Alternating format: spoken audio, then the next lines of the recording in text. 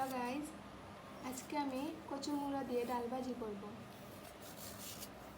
কুচি কুচি করে কেটে নিচ্ছি কচু মুড়া।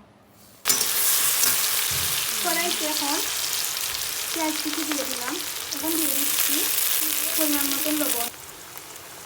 একে একে হলুদ গুঁড়ো, ধনিয়া গুঁড়ো, মরিচ গুঁড়ো দিয়ে দিলাম। অল্প পরিমাণ জিরা দিয়ে মশলাকে ভালোভাবে কষিয়ে নেব। এবার দিয়ে দিচ্ছি কাঁচকড়া খোসা।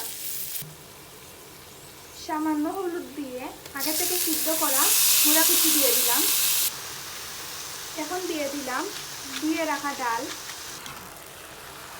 ডাল দিয়ে নেড়ে ছেড়ে ঢেকে রাখবো। এই নিরামিষে কোনো পানি দেব না। অল্প আঁচে রান্না করবেন এই রেসিপিটা, নাহলে পুড়ে যাবে। এখন ধনিয়া পাতা উপরে ছিটিয়ে দিলাম আর আগে থেকে ভেজে রাখা শুকনো মরিচ দিয়ে নামিয়ে নেব। কেমন হয়েছে আমাদের এই রেসিপিটা অবশ্যই কমেন্ট করে জানাবেন। আল্লাহ হাফিজ।